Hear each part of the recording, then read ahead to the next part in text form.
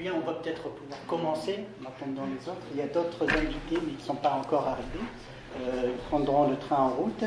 Voilà, la médiathèque a le plaisir d'accueillir un des représentants des économistes atterrés, Frédéric Bocara. Et dans le cadre des séances du livre organisées par le Conseil général et la STS, donc la médiathèque a proposé un thème d'actualité, celui de, en guettant l'arrivée du nouveau venu des économistes atterrés changer d'économie.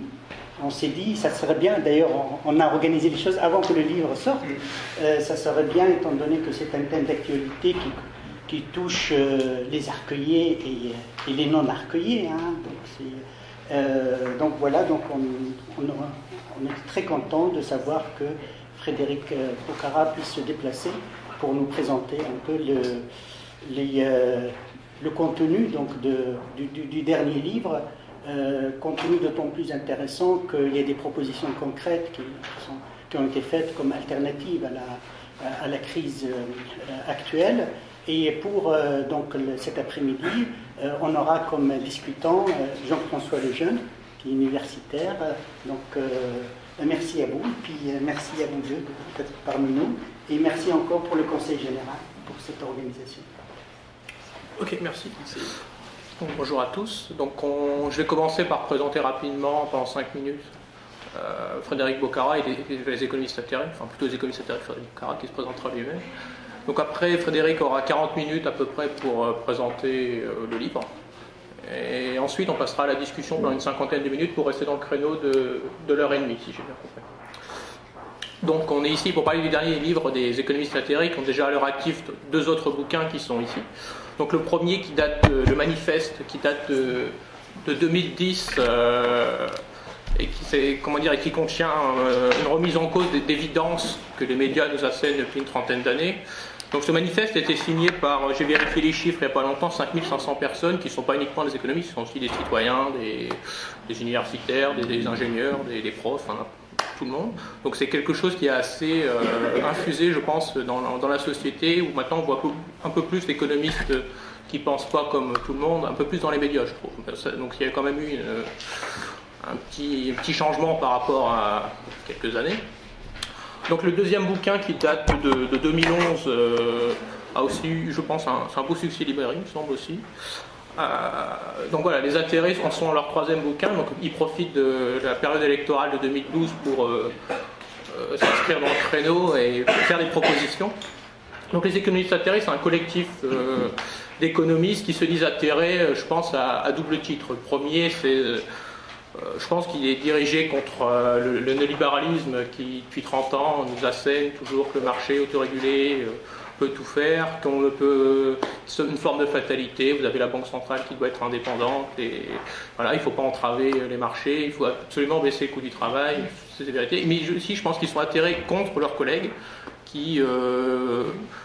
ce bouquin-là sort en 2010, à peu près donc 2 ans après la chute de Lehman Brothers, qui a constitué une déflagration assez importante, évidemment. Et au bout de 2 ans, il y a encore les 3/4 des économistes qui pensaient qu'il fallait faire comme avant, quoi. Donc je pense que le mot atterré vient essentiellement de là, c'est plus contre leurs collègues qui proposaient la même soupe, les mêmes recettes 2 ans après Lehman Brothers, qui était la plus grosse déflagration économique depuis 1929. Penser encore avec les mêmes réflexes intellectuels. Donc, comment dire, les évidences qui à l'époque étaient portées et qui sont toujours par beaucoup d'économistes, c'était aussi banal que les marchés financiers sont efficients et créent la croissance, que l'augmentation de la dette publique est due à l'explosion des dépenses est un fardeau pour les générations futures, c'est ce qu'on entend plus ou moins tous les jours. Que l'euro sera un bouclier contre la crise, que la BCE préviendrait toutes les crises, on a bien vu, on voit bien ce qu'il en est actuellement.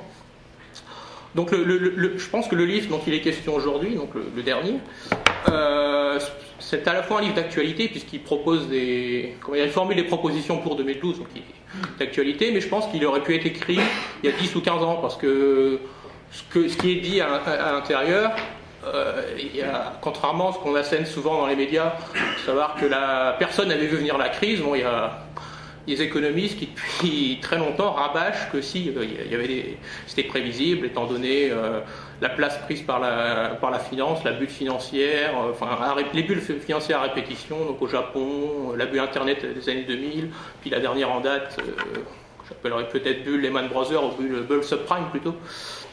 Donc voilà, c'est un bouquin qui est à la fois d'actualité, mais les propositions, je pense, auraient pu être faites, sont faites depuis très longtemps, notamment par Frédéric Bocara. Donc, comme je disais juste avant, dans la perspective du créneau électoral présidentiel législatif de 2012, les économistes atterrés ont jugé utile de formuler des propositions, parce que souvent, quand on est économiste un peu alternatif, pour le dire rapidement, on nous propose souvent, vous dénoncez tout le temps, vous proposez rien. Donc là, pour le coup, il y a un bouquin qui sort avec... je n'ai pas compté la quantité de propositions, mais il y en a 3 par chapitre, et il y a 1 ou 2 chapitres où il y en a plus que 3. Voilà. Donc ça fait quand même 3 fois X, quarantaine de propositions, on va dire. Ce qui est intéressant aussi de savoir, c'est que c'est un bouquin collectif. Donc si j'ai bien compté, il y a 27 auteurs dedans.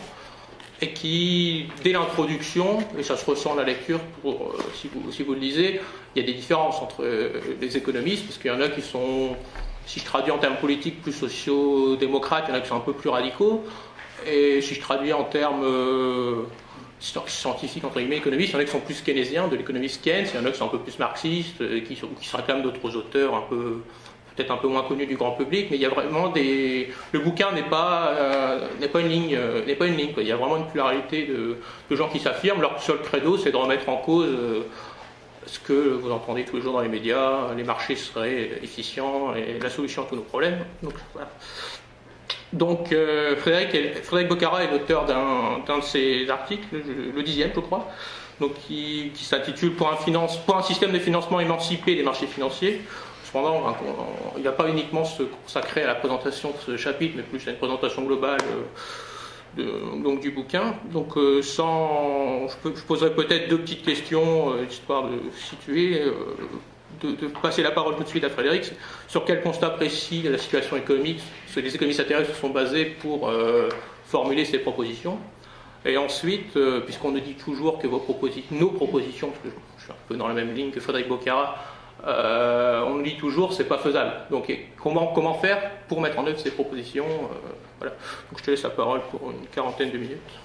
Merci. Je suis très content d'être ici parce que je suis économiste atterré, mais en plus je suis gentilien, un peu gentil, tout ça, c'est le même monde. Donc je remercie le Conseil général, la bibliothèque et puis cette association que je trouve très, très intéressante de dire que la science et de la connaissance plus exactement, c'est une appropriation citoyenne et ça nécessite une circulation d'idées à la fois de la rigueur, mais on ne peut pas dire n'importe quoi, mais on est obligé, c'est pas dans une tour d'ivoire, c'est avec tout le monde. La démarche, je crois que tu l'as dit, hein, c'est la crise qui nous a atterrés, ce qui est fait, qui était prétendument solidaire aussi, nous a atterrés, hein, dès 2008, puis 2010, la crise des dettes publiques, et puis qu'on le fasse au nom de la science, comme s'il y avait une seule science. C'est pas exactement contre nos collègues, même s'ils vont laisser la science, comme s'il n'y avait qu'une seule science. Donc on a voulu montrer que les choses étaient débattues. Et d'ailleurs, quand tu dis il y a 5000 signataires, il y a au moins 3000 économistes qui sont signataires, alors qu'il y a peut-être 6-7 000 économistes en France. Mais ils ne pèsent pas tous le même poids, puis certains pensent une chose, puis ils disent le contraire quand ils s'expriment publiquement. C'est extrêmement compliqué, une sorte de chape de plomb qui pèse sur les idées malgré tout. Donc effectivement c'est large, je ne reviens pas plus c'est plus large qu'Attaque par exemple, beaucoup plus large.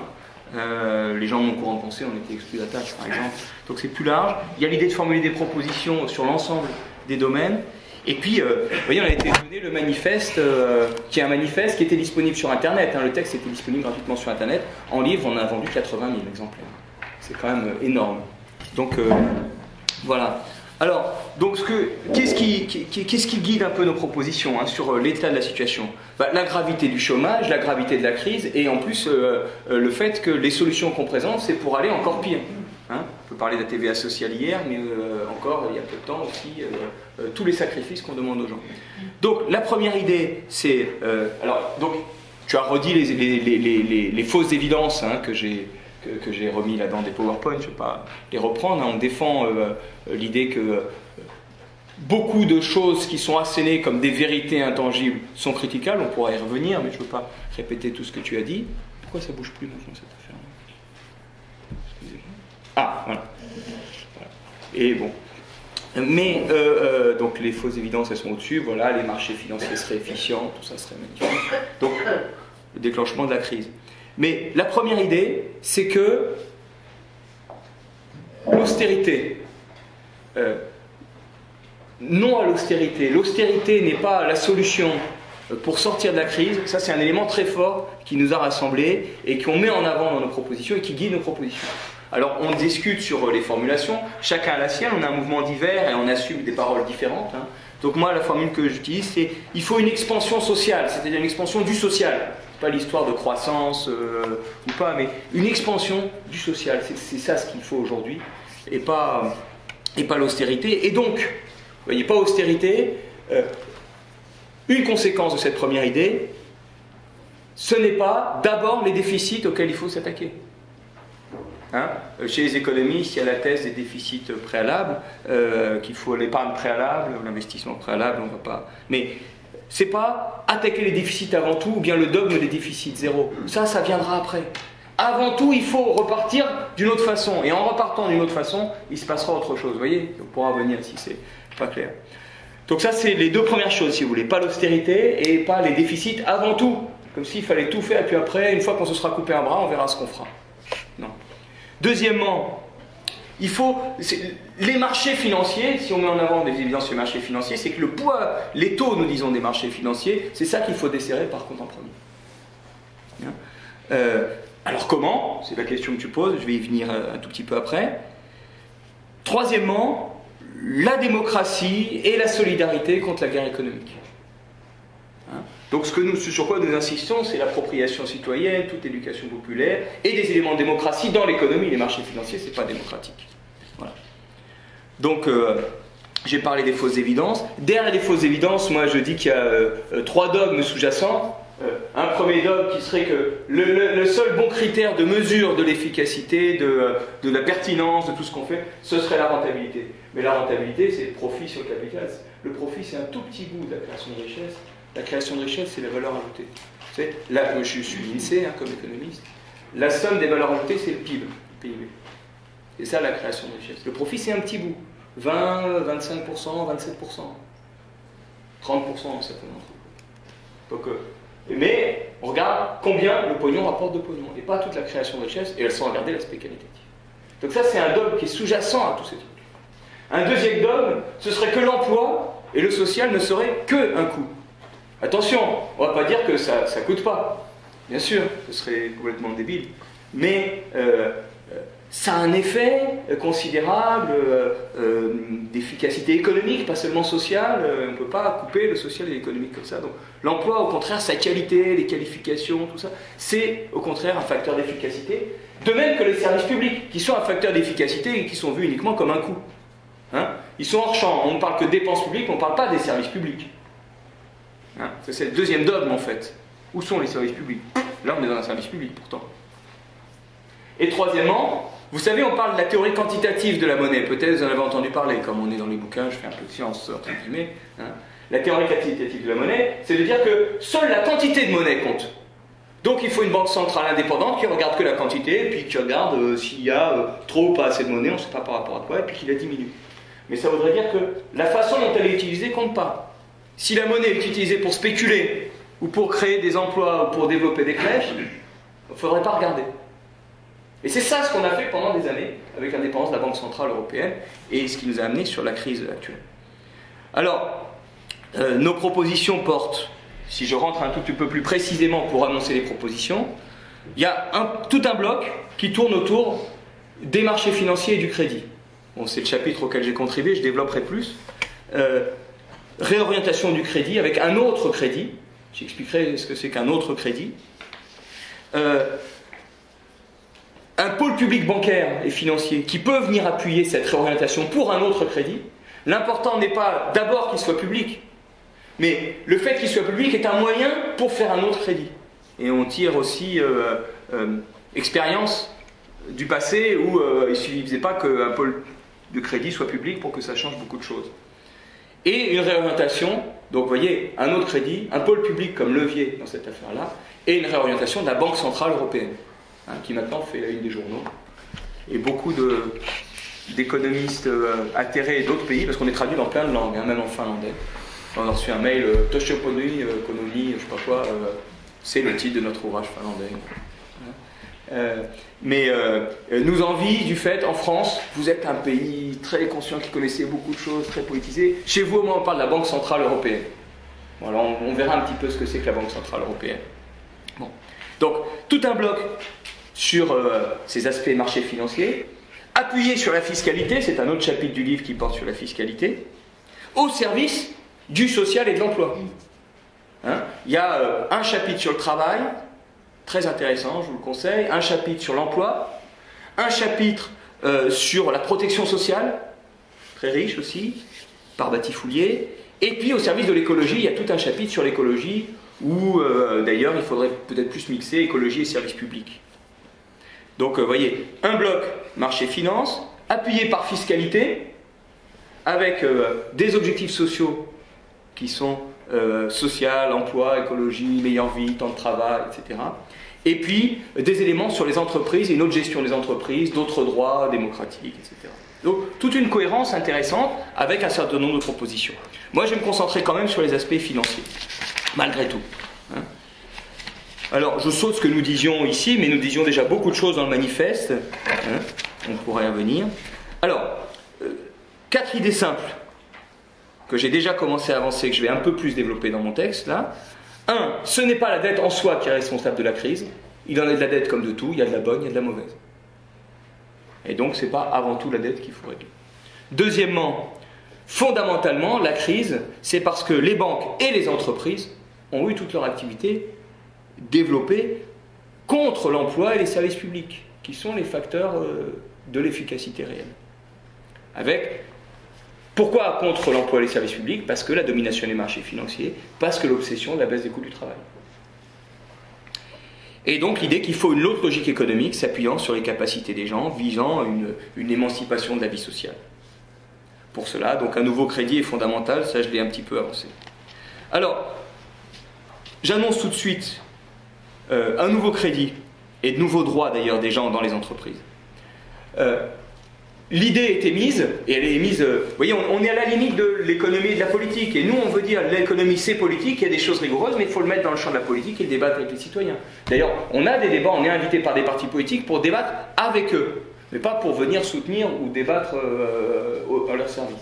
Hein, on a des dialogues, on a été invité au Parlement européen, par le groupe Gauche Union européenne, par diverses forces.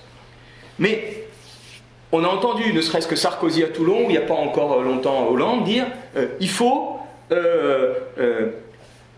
l'investissement réel et pas l'investissement financier. Il faut que tout aille au réel et pas au financier. Ben nous, on dit ça ne va pas, ça. Parce qu'en réalité, on a fait pendant des années et du financier et du réel, mais contre l'emploi, contre les capacités. Par exemple, on peut acheter des trains en plus, hein, ou des RER en plus. Si on démolit l'emploi en même temps, ça ne marche pas. Donc il faut quelque chose de plus fort encore que simplement dire on va faire du réel et pas du financier. La question de l'emploi doit être mise dans cette affaire-là. Alors comment? Eh bien il y a l'idée, nous on avance sur l'idée d'un pôle public financier, avec des relations européennes d'ailleurs, qui, alors on a un petit débat, qui favoriserait un certain nombre de secteurs, et moi j'ajoute, et on débat entre nous, pas seulement un certain nombre de secteurs, mais suivant des critères. C'est-à-dire on investirait, on favoriserait des investissements s'ils développent les qualifications, l'emploi et la valeur ajoutée. Comment on favoriserait cet investissement? En abaissant le taux d'intérêt de ces investissements, en abaissant le coût du crédit pour ces investissements, s'ils développent l'emploi, s'ils développent les salaires, s'ils développent les qualifications, la valeur ajoutée. Donc, et tout un levier de suivi. C'est pour ça que je dis, en regard, il faut un contrôle démocratique, un suivi démocratique, ce qui est dans la partie sur les entreprises. Vous voyez, pour faire comprendre, c'est un peu comme s'il y avait un système avec un triangle. Et si on s'attaque qu'à une des choses, ça ne marche pas. Il y a des objectifs sociaux, donc ça c'est la pointe avancée du triangle, des objectifs sociaux nouveaux qu'on veut faire prédominer. Et à l'appui de ces objectifs, des moyens financiers. Alors jusqu'ici, on coupait les deux choses. Et la troisième branche du triangle, pour les moyens financiers, des pouvoirs nouveaux, des contrôles démocratiques. Vous voyez, des objectifs sociaux, des moyens financiers et des pouvoirs. Et tout ça orienté par une autre logique, d'autres critères, une autre vision des choses. D'autres critères que les agences de notation, par exemple. Voilà. Alors, et puis je finirai un petit peu sur les aspects de coopération internationale et coopération mondiale qui ne sont pas abordés dans le livre, mais qui, moi j'ai des idées dessus. Donc. Alors, la crise des dettes publiques a ses facteurs de déclenchement et ses causes profondes. Facteur de déclenchement, elle a éclaté en Europe en 2010, la crise des dettes publiques uniquement, suite au surendettement des administrations publiques, le public étant venu financer sans condition les banques. Les banques étaient elles-mêmes en grave crise depuis 2008, avaient provoqué une récession, et donc le public a dû non seulement financer sans condition les banques, mais aussi penser les plaies sociales élargies par cette crise, tout en assurant un minimum de soutien de l'activité. Ça, c'est le facteur déclenchant. Et moi, j'ajoute même que lorsqu'on a mis, à l'automne 2008, des milliards, des centaines de milliards, en France et dans chaque pays, dans les banques, sans condition, c'est la capitulation. Hein, je prends l'exemple, je dis c'est Munich. C'est là où on a capitulé. Et il y en a qui ont voté pour, il y en a qui se sont abstenus, il y en a peu qui ont voté contre, et c'est là la capitulation. Il ne fallait pas s'abstenir, il fallait voter contre cette affaire. Mais les causes, donc ça c'est le déclenchement, le public est venu au service des banques privées, et donc une envolée des déficits publics, spéculation sur cette dette publique, etc.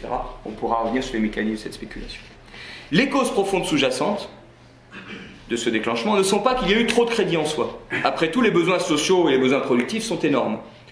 Les causes sont que massivement l'activité économique a été faite contre l'emploi et contre la croissance des richesses réelles. Les richesses réelles, c'est la valeur ajoutée. Le PIB, c'est la somme des valeurs ajoutées.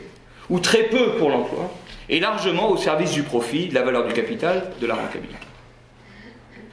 Le crédit bancaire et les gestions des entreprises ont été accompagnés par la fiscalité, par l'État, par la concurrence, le dogme de la concurrence européenne et par les traités européens pour faire tout ça. Alors, ça c'était les propositions que j'ai sautées, mais par exemple, on va expliquer ce que c'est que le crédit. Si on constate l'endettement des entreprises, vous voyez, de 1979 à 2011. 9, 10, 11, c'est le premier trimestre 2011. Vous voyez comment l'endettement des entreprises a augmenté. Mais ce qui est frappant, c'est que les richesses qu'elles ont créées, le PIB a lui beaucoup moins augmenté. Donc c'est ça le problème. C'est comme si on avait tendu un ressort. Et alors il y a des moments où il a fallu tomber, mais de folie. Et donc il y a bien un moment où ça fait trop, pas trop en soi, mais parce que derrière, tout cet argent, il ne sert pas à faire de la création de richesse, ou insuffisamment à faire de la création de richesse. Et si on rajoute, là on est en milliards, hein, c'est des milliards par trimestre, pour ceux qui veulent regarder les quantités, ils vérifieront. Donc c'est des milliards de PIB et des milliards d'endettement. Hein. Si maintenant on rajoute l'emploi, on est obligé de mettre tout en indice 100, parce que l'emploi c'est pas des milliards, c'est des nombres de personnes. Si on rajoute l'emploi, alors là, il n'y a quasiment pas d'emplois créés. Le petit million d'emplois sous Jospin, il est là, mais c'est 1 million sur 25 millions, donc c'est pas énorme. Et vous voyez, le PIB, on en a fait quand même, mais là-haut, on a complètement tendu le ressort de l'endettement, qui n'a pas fait de création de richesse. Et derrière, très peu de capacité d'emploi, et sans parler de son contenu qualitatif. Vous voyez, je trouve que ces deux graphiques permettent de retenir un petit peu cette idée qu'il y a donc un problème de toute cette richesse, pourquoi n'a-t-elle pas été utilisée pour développer les capacités?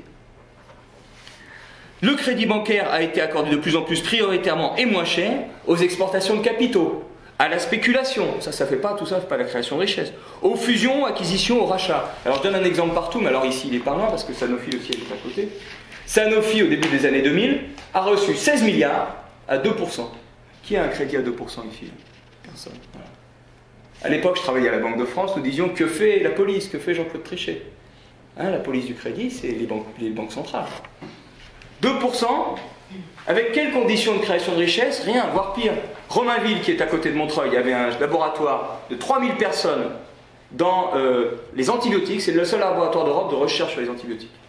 3000 personnes, peut-être 1000 chercheurs, et puis beaucoup de techniciens, hein, bien sûr. Et ils l'ont fermé. Voilà dans cette fusion. Donc 16 milliards à 2% pour fermer un laboratoire, pour faire des fusions et prendre de la richesse aux autres, hein, parce que c'est de la concurrence. Bien sûr, Sanofi a un peu grandi, pas créé beaucoup d'emplois, et a bouffé le marché des autres. Voilà toute cette affaire. Le crédit a été fait, c'était une fusion entre Sanofi et Aventis, si vous vous rappelez nos entreprises. Hein, et ça concerne d'ailleurs le Val-de-Marne. Hein, Aventis, il y en a un bout à Vitry où on fait le Doliprane. Le crédit donc a été fait avec l'argent de tous, et dans un instant je vais dire un mot de ce que c'est que le crédit. Il est allé aux délocalisations sans engagement réel de croissance de l'emploi et de la valeur ajoutée, et tout ça a miné la base de tous les revenus, donc la base des prélèvements publics. Et c'est pour ça aussi qu'on a eu cet endettement public. C'est rajouter bien sûr toute la politique fiscale, mais c'est un élément qui vient en plus. Et le crédit, lui, était dominé par les marchés financiers qui recherchent leur rendement, y compris les banques qui ont des actionnaires qui recherchent leur rendement, mais aussi les entreprises de l'autre côté. Les banques ne sont pas seules dans l'affaire. J'ai un camarade syndicaliste dans l'aéronautique, qui est décédé il y a 1 an, mais qui aimait réciter le patron d'Airbus, qui se félicitait d'économiser 1 milliard de dépenses de recherche-développement. Économiser veut dire ne pas dépenser 1 milliard de recherche pour satisfaire ses actionnaires. Ouais, dans Airbus. Parce qu'en plus, ils ont mis leur argent, le temps qu'Airbus était bien, et maintenant, comment il s'appelle, le mec avec la mannequin, là, Lagardère, il cherche surtout, je ne fais pas exprès, je ne me rappelais plus, hein. Et je savais que vous retrouviez s'il faisait comme ça. Il cherche surtout à s'en aller, parce qu'il y a une deuxième phase maintenant, pour de nouveaux Airbus, de nouvelles recherches, là il faut cracher au bassinet, et il ne suffit pas seulement de récupérer au tiroir de caisse. Non, pas dans 10 minutes, qu'est-ce qu'il fout.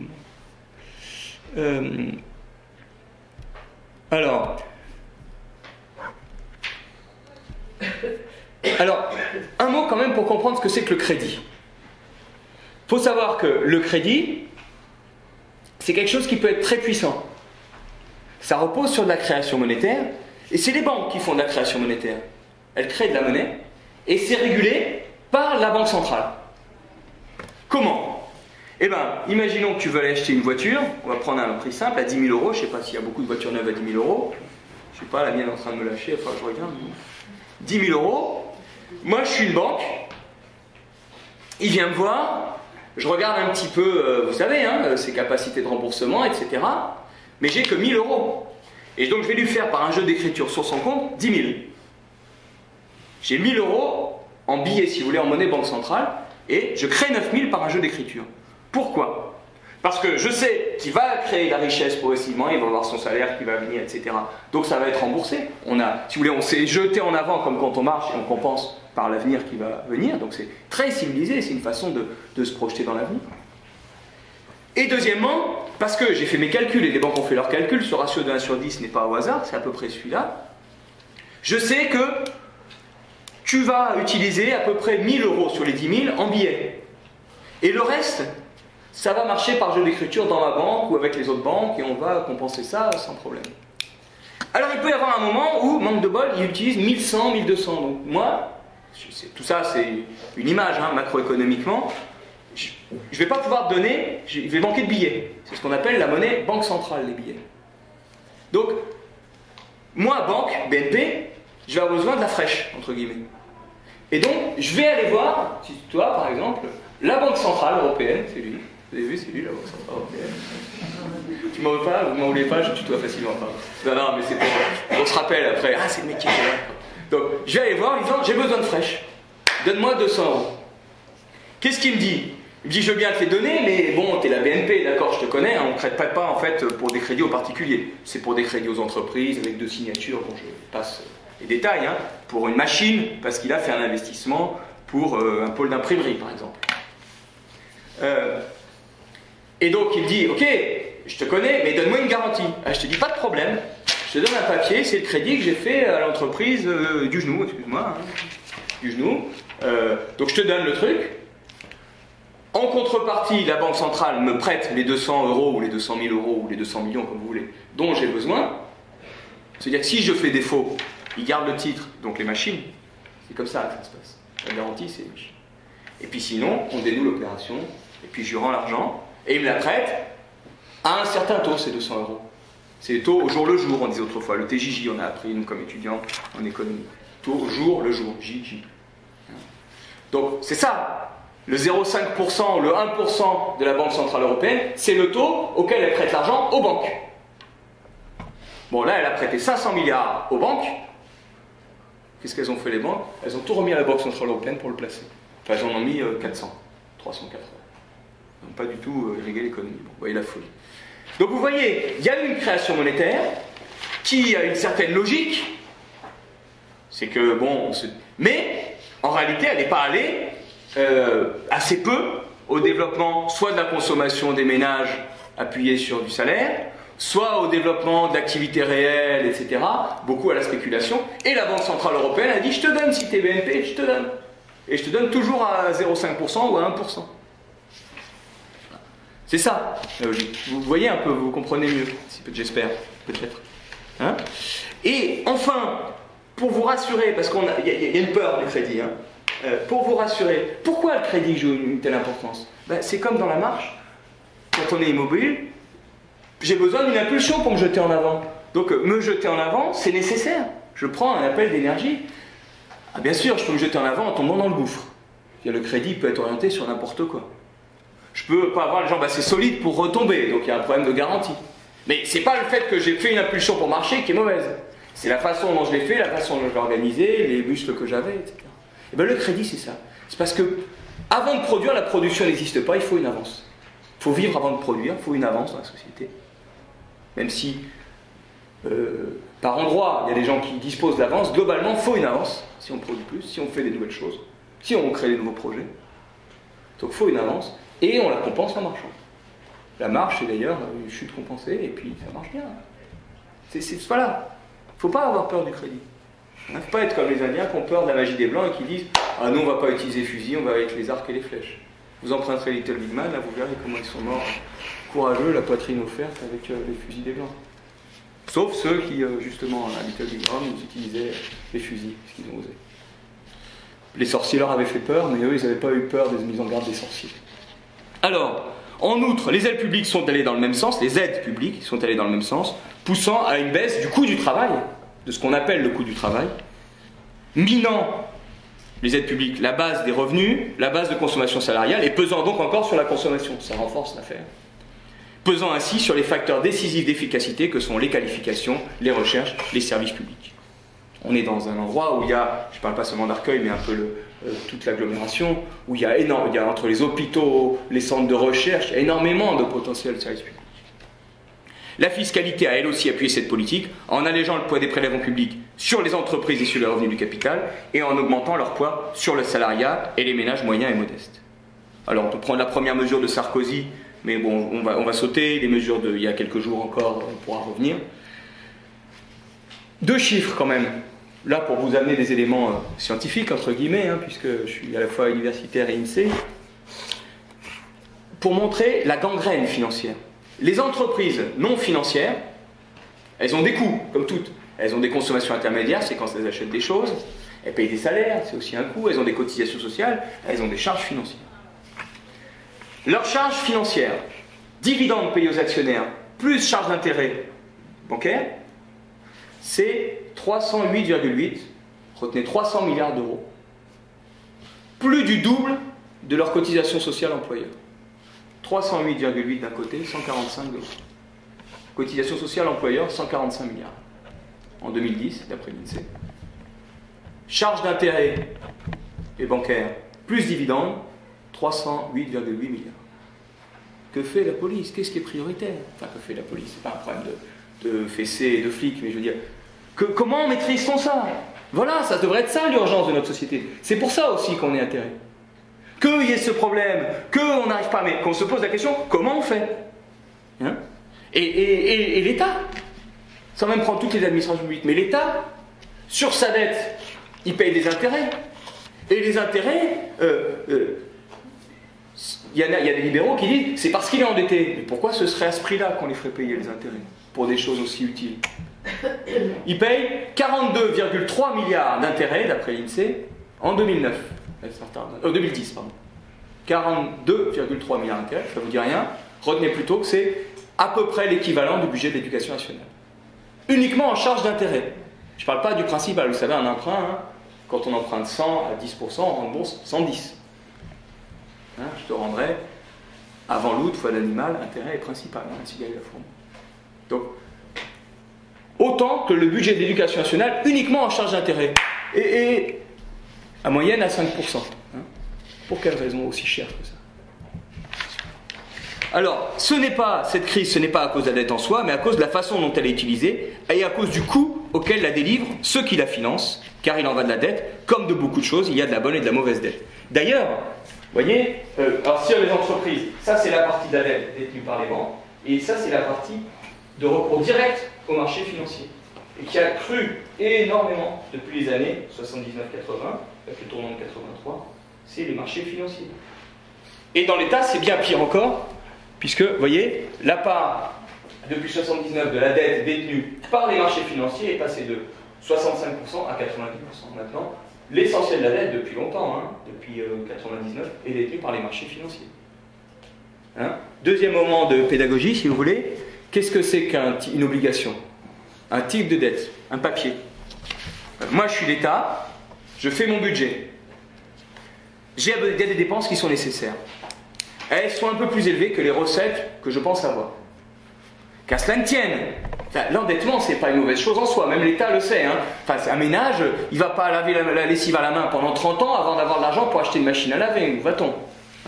Donc, je me dis qu'il y a besoin d'emprunter pour ces dépenses-là, parce que ça va permettre une meilleure efficacité. Donc, qu'est-ce que c'est un titre? Eh bien, je trouve des gens qui sont prêts à me prêter de l'argent, et je leur donne un papier en contrepartie. Ça s'appelle une obligation. Toi, par exemple, voilà. Alors, autrefois, mon grand-père, il avait dans son armoire, il m'a montré une fois des grands papiers d'obligation avec des dessins, et des petits coupons, on coupait. C'est comme ça, il allait à la poste, on coupait. Et c'était de la dette à 5%. Donc, par exemple, je veux 5 milliards, et puis il y a des titres qui valent chacun 50 ou 500 ou 100, et qui sont à 5%, et donc chaque année, tu iras à la poste, et tu obtiendras ton 5%. Ça a changé, c'est plus lui, c'est les marchés financiers. Donc tu es une banque, tu le prends ça, voilà, à 5%. Mais c'est un titre. Donc tu peux le revendre. Tu vas le revendre à une autre banque. Par exemple, mettons maintenant je suis une banque, tu vas me le revendre à 200 €. Parce que moi je sens qu'il y a toute une spéculation sur les titres. Donc toi tu es content, tu as acheté un truc 100, tu le récupères 200. Et donc ça commence à faire la culbute. Il y a toujours 5 qu'on prélève dessus chaque année. Ou 10 pour faire 100, 10, ça fera 10%, c'est plus simple. D'accord? Et puis quand tout d'un coup, ça s'effondre, moi j'avais 200, je ne vais plus pouvoir le revendre que 50, par exemple. Alors je trouve un gars qui me l'achète à 50, c'est toujours ça, je pensais que je ne le retrouverais jamais parce que c'est la dette grecque, par exemple. Je reçois 50 dessus, c'est toujours ça. Donc lui, il me l'achète à 50, toi par exemple, tu fais une bonne opération, parce que sur ces 50, maintenant, tu vas toucher quand même 10. Donc 20%. Donc c'est un investissement juteux. Donc il y a un intérêt à spéculer sur les dettes publiques, vous voyez? Et il y a même intérêt à spéculer à la baisse sur les dettes publiques. Si ça marche, si tout le monde y croit, si moi, je accepte de lui revendre 50, sinon ça ne marche pas, bien sûr. Sinon c'est que virtuel, c'est pas revendu. La valeur a changé, mais personne ne l'a revendu. Vous voyez un peu cette affaire-là, c'est pas trop compliqué? Donc il faut retenir que c'est un titre, c'est dans les marchés financiers. Qu'est-ce que c'est les marchés financiers? C'est pas l'endroit où on prête en échange, c'est l'endroit où on a des papiers qui représentent les choses réelles, et que la valeur de ces papiers, elle va bouger indépendamment des choses réelles d'une certaine façon. Et par contre, on va prélever l'argent sur quelque chose, parce qu'il faut bien le payer avec quelque chose. Voilà. Ok, je crois que c'est le dernier moment de pédagogie. Dur un peu si vous voulez, mais ça c'est... Faut pas vous inquiéter, ça c'est Master 2 d'économie en réalité. Non, je rigole pas. Parce que, bon, on peut l'expliquer compliqué, il faut que ça fasse savant et compliqué comme les médecins de Molière pour exclure les gens, c'est ça aussi les économistes. Et puis bon, après il faut savoir le remanier bien sûr, mais tout le monde pourrait comprendre des choses comme ça. Tout le monde. Parce que c'est notre vie qui est impactée. Donc, pour sortir, il serait illusoire de croire qu'il suffirait de quelques correctifs fiscaux, tout nécessaire qu'ils soient. Les correctifs fiscaux porteraient sur quelques dizaines de milliards d'euros, dans des recettes d'environ 300 milliards, alors que l'encours de crédit c'est 2000 milliards et le PIB c'est 2000 milliards en France. La question, et en plus, le crédit peut avoir un effet démultiplicateur considérable. Bien sûr, il faut des mesures limitatives, d'encadrement. On développe ici des mesures de séparation entre les banques de dépôt et banques d'affaires. Mais ça ne suffit pas. Il faut des mesures de limitation des activités spéculatives, des taxes sur les banques, une taxe sur les transactions financières. Mais par exemple, la taxe sur les transactions financières, elle ferait qu'écorner la logique. Parce qu'on prendrait sur une transaction un petit peu, mais la transaction, elle resterait. Éventuellement, ce qui pourrait être bon, c'est que ce produit de cette taxe vienne appuyer une autre action. La question, c'est d'une action positive. D'ailleurs, Sarkozy lui fait une taxe minable. Il y a un an déjà, Schäuble, qui est le ministre allemand des affaires des finances, il avait proposé aussi la taxe Tobin. Ils sont pour tous les deux. Mais Sarkozy, il a dit ça fera 1 milliard en France. C'est rien, 1 milliard. Rien que la TVA sociale, 11 milliards. Donc vous voyez cette affaire-là. Il s'agit d'engager une nouvelle expansion sociale. Alors, je saute, ça j'ai fait, en réalité. Oui, voilà. Alors, les propositions. Pôle public bancaire et financier, une utilisation de l'argent public différemment pour baisser les coûts du capital ou baisser les coûts du travail, et une banque centrale européenne qui agit autrement. Alors, pôle public bancaire et financier. Il s'agirait de mettre en place un pôle public bancaire et financier démocratisé, pratiquant un nouveau type de crédit. C'est ce que nous développons dans le chapitre ici. On parle d'une coopération souple, avec une action convergente, où il y aurait plusieurs banques actuelles, comme la Caisse des dépôts, il y en a ici, la Banque postale, les banques mutualistes, le réseau des caisses d'épargne, le successeur de Dexia, qui est la banque aux collectivités locales, Oseo, qui est la banque des PME, le Fonds stratégique d'investissement, tout un ensemble. Peut-être des nouvelles nationalisations bancaires. Certains ne voulaient pas le mettre en avant, mais je pense que c'est nécessaire, moi. Par exemple, BNP Paribas. Des banques mixtes aussi à partir des capitaux publics, qu'elles ont déjà, elles sont pourries de capitaux publics. Donc tout un pôle souple. Et nous insistons aussi qu'il pourrait avoir des liens avec les autres pôles publics européens, avec, des représentants de l'État dans les conseils d'administration de ces institutions, munis d'un droit de veto sur les décisions importantes, et pour contribuer à abaisser les taux d'intérêt de façon sélective pour le progrès social. Cette sélectivité de progrès social consiste à abaisser les taux d'intérêt pour les investissements réels, matériels et de recherche, jusqu'à 0%. Jusqu'à 0%, les taux étant d'autant plus abaissés que sont programmés et réalisés d'autant plus d'emplois, de salaires, de formation et de valeur ajoutée. Ce crédit n'est donc pas inflationniste, je vais y venir dans un mot, correspondrait à cette utilisation du crédit des pouvoirs de suivi par les gens des entreprises qui reçoivent les crédits. Et par les élus territoriaux aussi. De suivi ou de saisine. Vous voyez, une toute autre démocratie. On a allumé des choses qui sont le crédit, mais la civilisation humaine, elle peut contribuer à maîtriser ça en créant de nouvelles institutions démocratiques. Il faut voir ça comme ça, et souple. Pas le truc hyper autoritaire centralisé. Au contraire, avec les savoirs des gens qui savent ce qui s'est passé dans leurs entreprises, appuyés par des services publics, mais pas hyper administratifs où c'est les services publics à la place des gens. Et donc des liens avec les banques publiques en Europe, ça je l'ai dit. Le pôle public bancaire et financier peut aussi utiliser des fonds publics. Par exemple, nous disons qu'il faut arrêter avec la politique de baisse des cotisations sociales, et notamment d'exonération des cotisations sociales. Parce que ça veut dire qu'il faut baisser les salaires, et donc c'est une concurrence aux salaires les plus bas. C'est ce que les économistes appellent la trappe à bas salaire. Parce que tout le monde veut du bas salaire. Puisque là, je suis exonéré, j'ai bas salaire, toi, je vais t'embaucher pas cher à bas salaire. Et donc, c'est une concurrence folle. Sans fin et sans avenir, vraiment, en réalité, à part que de se couper un bras. L'État, il compense une partie de ses exonérations à la sécurité sociale. Il donne sur 32 milliards d'exonérations, il compense 27 milliards. On dit qu'il faut supprimer. Mais ces 27 milliards, l'État peut les utiliser autrement. Il peut les utiliser pour prendre en charge les intérêts, donc bonifier le crédit comme un levier, en poussant les banques à prêter, parce que le pôle public et les fonds publics vont prendre en charge les intérêts. Donc sur un crédit de 100, si on a un taux d'intérêt à 4%, avec 4 fois 25 ça fait 100, vous me suivez? Donc c'est ce qu'on appelle un levier. Avec 4%, on peut faire levier sur un emprunt de 100. Alors ça demande d'impliquer les banques, etc. Donc 27 milliards, vous multipliez par 25, ça fait 675 milliards. Ça ne vous dit rien. C'est 3 fois l'investissement actuel des entreprises. Plus de 3 fois. Donc vous voyez l'espace, c'est si on fait tout à 0%. L'espace de projets et d'investissement possible, ça montre la puissance. C'est ça ce que je veux dire. Parce que le chiffrage à la limite. Mais la puissance, si on l'utilise autrement selon notre logique. Et combien ça peut faire en emploi? Si on regarde à peu près dans les années, des 3-4 dernières années où on a eu de la croissance, 1 million d'investissements, ça fait 1,6 emplois.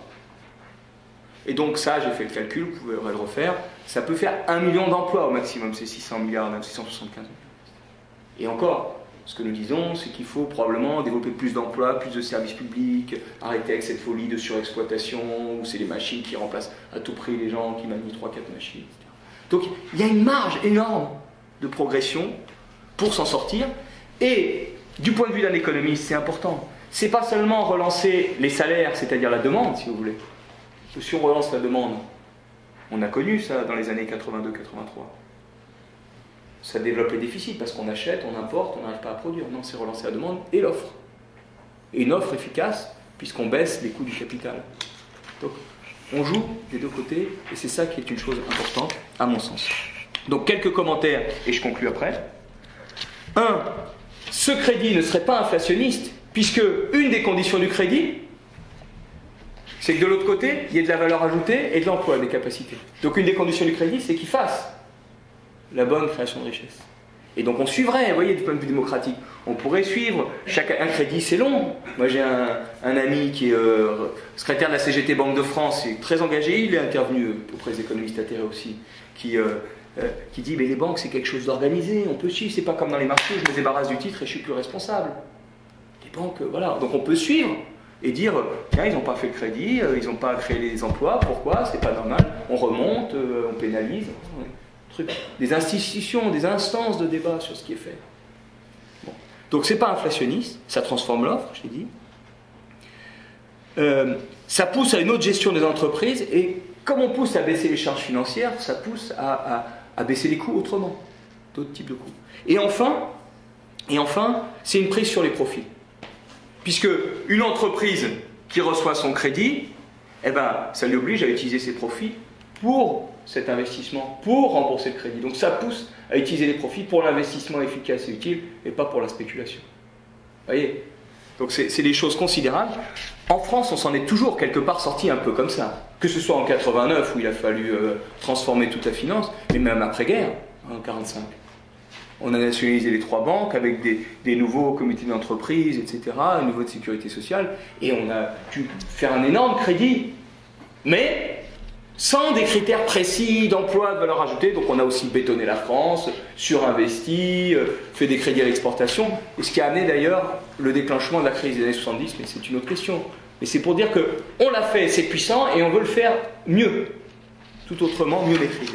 Voilà, alors la Banque Centrale Européenne, et je finis là-dessus, la Banque Centrale Européenne, elle pourrait jouer aussi son rôle là-dedans, c'est-à-dire monétiser les dettes, mais avant même, elle peut justement refinancer le crédit des entreprises. Au lieu, hier, il me prenait mon argent, excuse-moi, il me prenait mon argent, quoi qu'il arrivait, parce que j'étais la BNP, sans regarder si j'avais prêté à du genou, ou si j'avais spéculé ou délocalisé Seb en Chine. Là, il pourrait dire, ah, si tu développes l'emploi, 0%. Tu délocalises 20, 30%, tu paieras. Ça existait, hein. Moi, quand j'ai fait mes études d'économie, il y avait le taux de l'enfer pour les banques. Je ne sais pas si ça vous dit quelque chose, il y a quelques économistes qui sont là. On parlait du taux de l'enfer. Mais c'était uniquement, il y avait un bureau à la Banque de France qui disait telle banque, elle aura tant de milliards, telle autre banque, tant de milliards. C'était complètement administré, justement quantitatif. Et on avait le taux de l'enfer pour ne pas prêter trop à telle banque.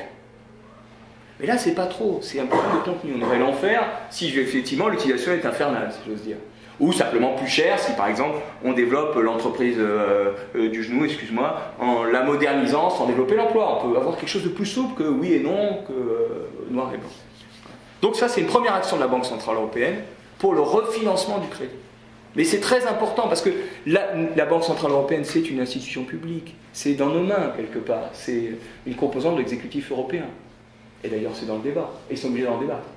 Et même Sarkozy, il a dit je vais en parler avec Merkel, il n'a pas osé en parler, Hollande a dit il s'est couché, et Hollande s'est mis à un peu parler de la Banque Centrale Européenne, ce qu'il ne faisait pas jusqu'ici, tant mieux, mais on n'en parle plus maintenant à nouveau, mais ça montre bien que les citoyens, ils veulent que ça bouge, que quelque chose bouge sur la Banque Centrale Européenne, donc ça c'est important, il ne faut pas lâcher cette affaire-là. Mais deuxièmement, les États. Alors on nous dit, les traités interdisent, et c'est vrai, les traités européens interdisent à la Banque Centrale Européenne de prêter directement aux États. C'est vrai, ils interdisent, alors qu'aux États-Unis ils autorisent, alors qu'au Japon ils autorisent, partout ils autorisent. En Europe, non. Alors on nous dit, alors nous disons, il faut qu'ils puissent. Bon. Mais après on nous dit, ah ouais, mais alors il faut tout changer avant de pouvoir faire ça. Et c'est là, j'avance des propositions et je ne suis pas le seul, on a discuté, on ne les a pas reprises dans le livre, mais on en a discuté dans les initiatives économistes atterrées, on pourrait intercaler un fonds de développement entre la Banque centrale et les États. Un fonds de développement social, écologique, européen pour la solidarité, qui recevrait la création monétaire de la Banque centrale, ça il a le droit. Une institution financière publique a le droit de recevoir du financement par la Banque centrale européenne, donc recevrait la création monétaire à 0%, et organiserait l'attribution de ce crédit aux services publics dans les États, pour les services publics. Alors même chose, il faudrait une autre gouvernance des pouvoirs démocratiques dans cette Banque Centrale Européenne.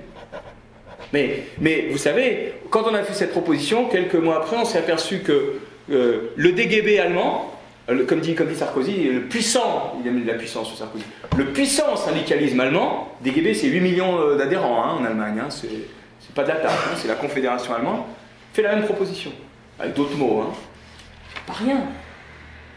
Donc, même les Allemands, pas Merkel bien sûr, elle est prussienne, mais les Allemands, les syndicalistes allemands, les salariés allemands, ils veulent ça. Donc, on peut très bien avoir donc, des choses comme ça, et d'ailleurs eux-mêmes ont contourné les traités, puisque la Banque Centrale Européenne, elle a quand même racheté des titres. Mais elle a racheté rien du tout, elle a racheté 2 à 300 milliards de titres publics, là où les Américains ont acheté 2000 milliards. 200 milliards, 2000 milliards. Mais comme les Américains, il n'y avait pas de conditions à l'utilisation, ça n'a pas marché leur affaire. Obama, il se trouve projetant comme devant. Donc, il y a quand même des choses qui sont possibles. Et bon, on pourra encore développer ce que peut faire la Banque Centrale Européenne, mais je suis peut-être un peu trop long là. On va s'en tenir là. Un mot sur le Sud, et vous me poserez éventuellement des questions pour que je développe. Mais l'idée sur le Sud, c'est moi je pense qu'il est temps d'y avoir une transformation du FMI. Il y a un droit de veto des États-Unis au FMI, c'est pas normal. De mettre en place une monnaie commune mondiale avec un panier de monnaie, mais cette monnaie commune mondiale, même chose, elle pourrait être affectée au développement social dans les pays, donc elle serait prêtée à 0% aux banques centrales des pays. Comme c'est les banques centrales qui décident, ce ne serait pas colonialiste. Pour que ces banques centrales développent les services publics, la formation, l'emploi. Et l'Europe, dès maintenant, pourrait avoir une impulsion avec son Sud, avec l'Amérique latine et avec l'Est, pour rattrapage social, pour élévation des conditions sociales. Il ne suffit pas de dire on va mettre une taxe par exemple aux Tunisiens, vous ne vendez pas chez nous tant que vous n'êtes pas sociaux. Merci beaucoup, ils vont mourir avant d'avoir remonté socialement. En plus c'est totalement hypocrite parce que c'est nos multinationales qui sont chez eux. Mais on dit on taxe, mais on vous prête pour que vous fassiez des bons salaires, pour que vous remontiez. Donc on est dans une émulation de meilleures conditions sociales au lieu d'une concurrence pour baisser les salaires. Soit dit en passant, l'Allemagne, si elle réussit, c'est pas... Sarkozy, il prend ce qu'il veut dans l'Allemagne. C'est pas les bas salaires. D'abord, ils ont un peu baissé sur un niveau plus élevé, beaucoup plus élevé que les nôtres. C'est leur qualification. Et puis, les banques allemandes, régionales, publiques, qui ont appuyé le développement en Allemagne. Donc, même chose, toute cette émulation de progrès social en Europe et dans le monde qu'on pourrait développer avec des moyens nouveaux. Voilà un petit peu la logique des propositions. J'ai peut-être été un peu trop long, je ne suis pas certain. Je vous remercie de votre attention. Maintenant, allez-y pour les questions. Ok, donc merci beaucoup Frédéric. Ça va? C'est dense. Donc on a 3 quarts d'heure, 1 heure de questions.